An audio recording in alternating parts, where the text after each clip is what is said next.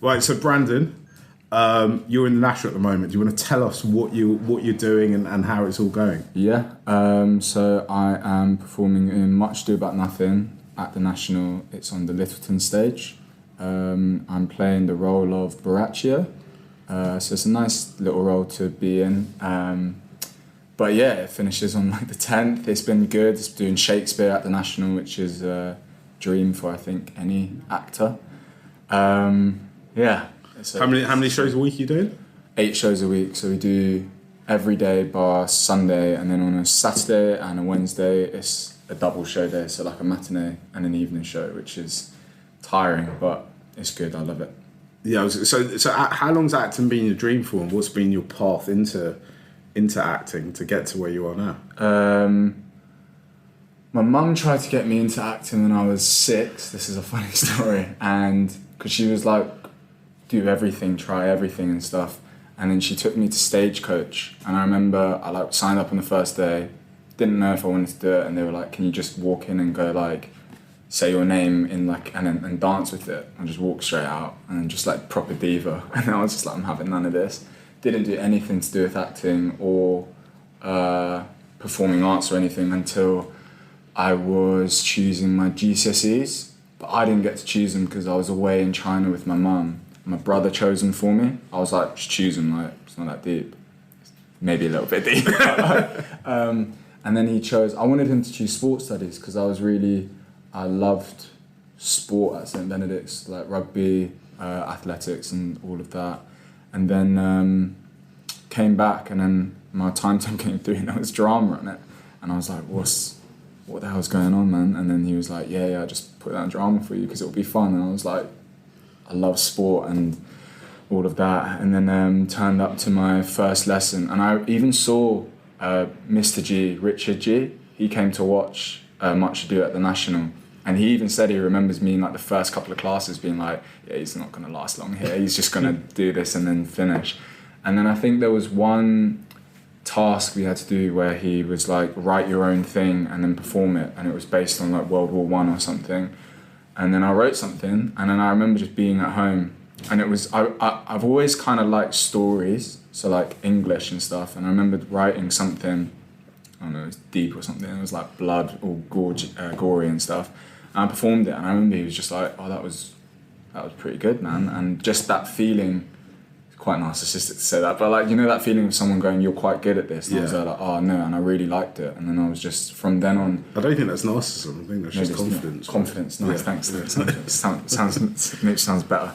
But yeah, and then that happened, and then ever since that, it was a really like slow progress, I would call it, because I wasn't even sure about myself. I just knew I kind of liked it. It was something I went into class kind of going, oh yeah, cool, I've got drama to that. And I think it was kind of, I wouldn't say like shame, but I was kind of like, do I like this? Am I allowed to like this? Because I come from like a family which is like academic. Yeah.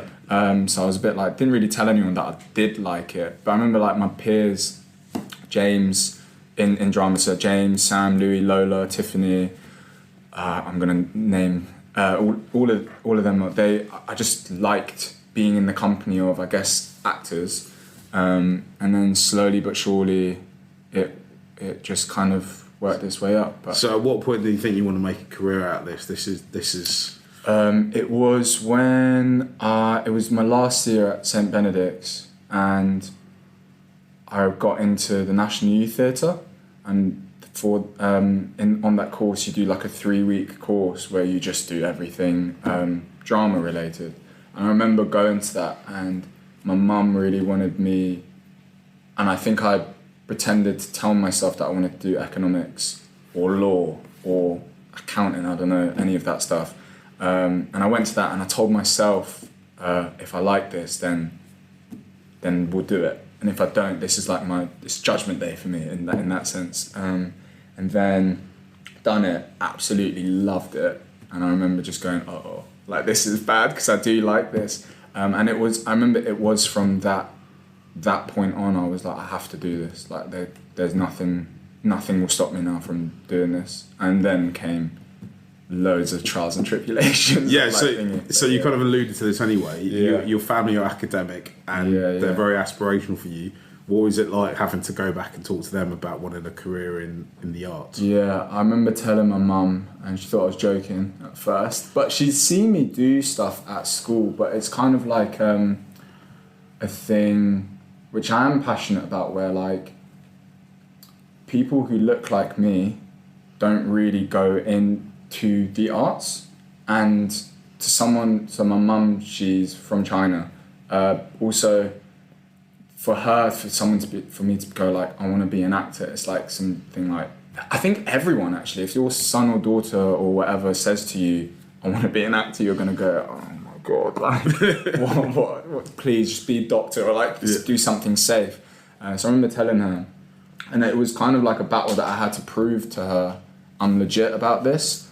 And she did kind of like, sorry mum, she did kind of like not do stuff, but kind of like try to gear me towards doing like economics or like maths and all of that. But I just knew in the back of my head, and I did pretend to myself like, no, maybe I do like economics and maths and stuff. I was like gaslighting myself, I don't know, in a way. But it was just there, and I was like, it was like some calling, man. I was just there like, I have to do this, and nothing will stop me from doing it. But when you're backstage and the show's about to start, and you can see the theatre filling up, do you think, should have been an accountant? Absolutely not. No. There was a really nice moment the other day, well, not the other day, like a few months ago, where I remember telling my mum when I left drama school. So I got into drama school, done 3 years there, and I left drama school and done a TV series for Netflix, which was really lovely. And I remember telling my mum I got a Netflix job, and she was like, maybe try BBC next time. So it's like kind of like that. It doesn't correlate to her. And then I remember, so the next job I got was a play at the Lyric Hammersmith, a small one, and it was really small, so I didn't ask anyone really to come and watch it. And then from that, I went on to this job at the National. So this is my third job. And even when I told her that, I was like, I'd done the National Youth Theatre, and I remember telling her, yeah, Mum, I've got a job at the National Theatre and stuff. And she was like, what? I thought you'd done National Youth Theatre. And I was like, no, National Theatre, like the thing on the South Bank. She was like, oh, what? South Bank Centre? I was like, Mum, what is going on here? And then, because my mum's always wanted me to be a singer. And then she was like, oh, what, you're singing at the South Bank? And I was like, where has this come out from? And eventually I was like, I'm doing National Youth Theatre. Left it, and obviously she'd come to watch. And my brother said there was a really nice moment where the stage at the Littleton's 800-seater, so it's a big theatre, and it's a really wide stage. And he was like, when she walked in and saw so many people around, she just gave like this kind of like, oh wow, like this is like like a nod of approval or something. And then she saw me come on stage, and she was like, he ain't, I can't swear, he's not messing about, do you know what I mean? Like, this is it. And I think that was a nice moment of her recognising. How did you feel when you heard about that, or when you saw that? Kind of like emotional. I'm here kind of a bit emotional now hearing about it, because it's just kind of like, it's not something which can happen in a day. Like, I think people with any dream or like something you want to do, you're like, oh, I'm going to start on Monday, but you're starting on Monday for this long career that you want to build. Like, I guess this started when I decided at NYT, which was like 6 years ago. So it's come 6 years it's taken for, I guess, I don't know, in a weird way, my mum to go like, do you know what I mean? Give the thumbs up and like, you're doing it. And it's not like a thing that can happen overnight. Sometimes it can. You get those like crazy stories where, I don't know, Star Wars or something. But yeah. Even that Harrison Ford was an actor before Star Wars, right? Right, yeah. Just doing carpentry on the side. Yeah, exactly, yeah. Should we talk about St Benedict's? Let's go, yeah. How old were you when you got there, and what was your journey to getting there? I was 11 when I went, so I started in year 7, third form, and my journey into getting there. So when I was in year 6, so at the end of primary school, I unfortunately didn't get into any secondary school, and I'd done like these entrance exams for like these great grammar schools and all of that, because I didn't have the money to be able to go and apply for private schools or independent schools or whatnot. And then I remember like got the news. It's in March. I think it's like March the 3rd or March the 6th. Some PTSD going on, like it's here, still ingrained. But I remember like hearing that, and my mum, she was like, "Don't worry about it. Like, we'll find you a school. Like, it's okay." And I felt, I don't know, I felt like I let everybody down at the age of like 11. I was like, "Oh man, what have you done?" And then she went through I think it was like, I don't know if it was like the Guardian or something, like best secondary schools in London or something. We were just going through it, and then there was only, and bless my mum, I love her to bits. I love you, mum. But she rang every single school basically to be like, "Have you got any places and stuff?" And a lot of them were like, "No, it's March," like all of that. And 2 schools, can I say Whitgift school? Yeah, okay, so 2 schools, so like St Benedict's and Whitgift were the only ones that were like, "Yeah, we've got like," they do like late entrance exams. So I think it is for people who don't have a school, and like they like do the entrance exam and see what's happening. And she was like, "Just choose one because of, I don't know, the pressure or something, and then you can just focus on one." Chose St Benedict's because it started with a B, and my name's Brandon, and it started with a B. Just you're not from Ealing, are you? You're not from West London, I'm right? from Camden, King's Cross. Like I lived all my life in a council block, just opposite St Pancras International, which is very posh now, but back then it was like meh. And then I went to do the entrance exam at St Benedict's. What was it like the first time you went to the school and walked into it? Can you remember that? Yeah, I remember driving in with my mum and dad in a van, and it was weird because two of my really, really, really good mates, best mates now, I remember seeing them before I knew them. And I remember I thought it felt like I was driving through America in Wick, because the houses were like really big, and I'd never seen houses with spaces in between them. I know that sounds really weird, but because I've only been in a city, London, where everything is like concrete jungle and it's all just clumped together, and it was like loads of green grass. So like, I've just been born yesterday, but it was really weird as like an 11-year-old going, "Wait, what?" Like. And it just sounds so weird, but I remember seeing like my 2 mates, and they were like playing outside, and I was there like, and it was like, it honestly was like I don't know, some like thing out of an American movie, and I was there like, "Yo, what is this place?" And I turned up, and this school is like, the school's beautiful in itself as well. It's next to the Ealing Abbey, which is one of the most beautiful churches and like really one of the biggest churches in London as well.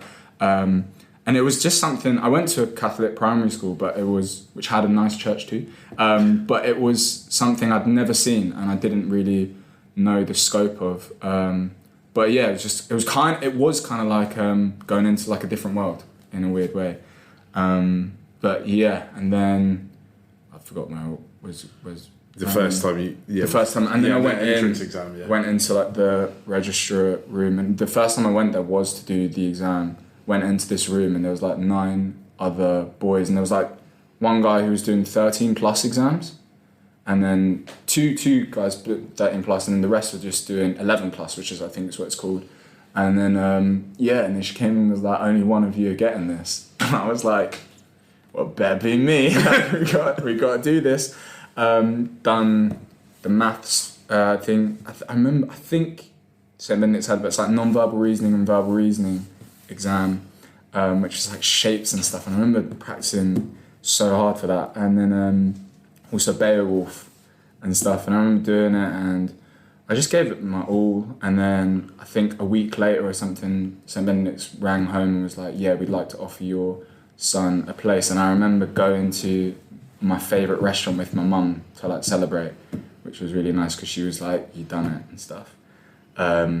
And then I had to go in, and they were also offered me a bursary because I couldn't afford all the fees, and they offered me a 50% bursary, so I still had to pay, my family still had to pay some of the fees, but yeah, so it was like a blessing in a way. How important was that bursary? I mean, if you didn't get it, would you have been able to go to the school still? Nah, just like no. I think that was the main thing that when they brought in, I think because my mum and dad were kind of like, we kind of need this, otherwise we can't go, because otherwise, I don't don't know. I don't know what I would have done. I probably would have gone. I don't think there's a gap year when you're 11, is there? Do you know what I mean? You have to go to school. But yeah, so I would have just gone to a different school. But I even now, like I remember speaking to my dad not a while back, but he was like, "I'm so happy you went to St Benedict's because it was an amazing school." And he was like, and I don't know, you hear those kind of stories where it's like, "Oh my God, I spent so much money in your education and stuff." And like both my family are like, all of that money was good, like it went to good use and stuff, and there no regrets at all. But what was your first day at St Benedict's like? Can you remember that? Induction day or like the first day? Well, I'm talking more kind of, the first few days. Few days.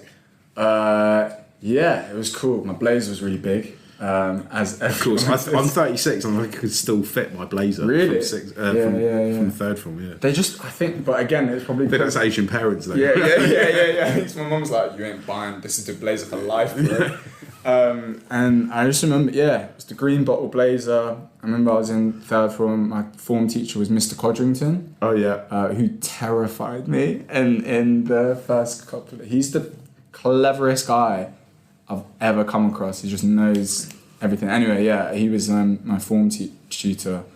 And even that was all new. Like, a form tutor, which I guess most secondary schools have anyway, but like, I knew like year 7 is year 7 and third form, so I was like, oh, this is wild. But yeah, I remember my like first couple of days, it was like meeting friends, and like because half of the students came from the junior school, so they were all mates, and half came in from all different backgrounds and stuff. And I remember making mates quite quickly. I made mates, my mate Simon on the induction day, and then we were in the same form, luckily, and we were just like got off on fire from the day one. I remember like a funny story how I became really good mates with my mate Pierre, where I was in RE and religious education, everyone knows what RE is, and I was with Father Alexander, and we're sitting down, and I was the only one in the classroom without someone next to me, because the first seat you sit down, that's your kind of seat for the year, do you know what I mean, unless you're naughty and you get moved. I remember Pierre coming in a little bit late, as you are, you need to be earlier, man, because he was always late. Anyway, he comes in, and I can see he's looking at me going, "Oh man, new kid on the block, I don't know," and stuff, and he sits down. I started singing, humming, such a weird story, Kanye West, Mr. Hudson, you know that song? Yeah. Who I taking? Yeah, humming that, and he just looks at me and he's like, he starts singing it as well. And then we're just singing this together, and then we became best mates from that, which was really weird. But yeah, it was everyone, there was no, I think St Benedict's does really well. They don't kind of put down, I don't know if any school does this, but like a list of like, so these are the students who are on scholarships and bursaries. Not watch out for them, but look out for them and all of that, because I think that just puts you on a... So you never felt that you were being... No one knew. I don't know knew until I think I told some of my closest mates and stuff, but in actual fact, no one knew, and it was kind of... It's something that I don't think is needed to... No one needs to know at the same time, apart from your parents, you, and... Yeah, it didn't even feel like I was on one. If you get what I mean? It was never... Yeah. I wasn't going like, oh God, I'm on a bursary or something like that, or I was just kind of like living life at school. Brandon, you lent your voice to the school's bursary appeal film. Why did you think it was important to do that? I thought it was important because when I got told about it by Tara and Francis, it just made me think, if when I was younger and at St Benedict's and I heard somebody who'd gone through what I'm about to go through as a young person, it would just probably give me confidence, because I always feel like in life, if you see someone's done it before, you know it's possible. Do you know what I mean? And yeah, so I just thought, even if it's one child that hears it and like is kind of like, oh cool, was in the same position as me and is still doing like a bursary, and someone's in the same position as me and is in and has been given a bursary from St Benedict. A good thing for them to listen to, and then just be like, yeah, I can. Yeah, it's just a confidence in that, and also it's just to encourage people to give some money for those people who need it to get through the school years. But before we were recording, you talked about not being able to take part in certain activities at school, and not being able to go to certain school trips. Yeah. I think the plan for the new bursary is that it's 110%, right? Which gives, kids who get the bursary a wider scope to do more activities around the school. Why do you think that's such a good idea? Because it just gets you being able to do stuff. I remember I really loved football when I was pre St Benedict, and I wanted to, like everyone, I wanted to be a footballer. And then I remember it got to year 8, I think it's year 8 or lower 4th. Yeah, come on. Lower 4th is there's a trip to Mulvano, which has been going on for 35 years. And that is ideal. You go to Italy. It's Italy, right? Yeah. You go to Italy. It's the fabled trip, isn't it? It's England versus Italy. Do you know what I mean? Everyone backs it. But I remember, because it didn't cover additional school trips and stuff, I wasn't able to go. And it wasn't to be fair, I remember back then, I was disheartened about it, but it was just, that's what it is. Okay, cool. I remember going to my family to be like, can I go on Mulvano? And they were like, nah. We're paying your school fees, that amount already. That's all we can do. And also the ski trip, which I remember there was a year that went to America. Going to America, I only just went to America this May. I went to New York to go see a mate of mine.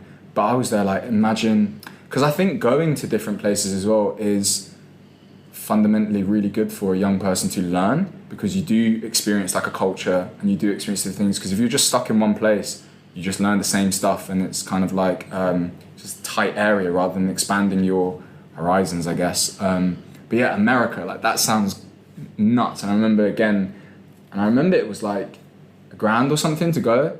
That was more than Mulvano. And I went I got halfway to my family asking them, and I decided, no, I won't even ask, because I knew it just wasn't going to happen. But yeah, I guess having 110% bursary and covering all of that, it is nice. It would be nice. I just thought of something as well, which was strange, because I remember some of my friends being like, why can't you go? And I didn't know how to say, and I was like, I'm busy or something like that. But it was kind of and I think that's when I realised, there is a difference between it. But again, you just got to carry on and stuff. But it was a thing as, it would have been great to... It's difficult as an adult to say you can't afford something when you're a child. It feels... Yeah.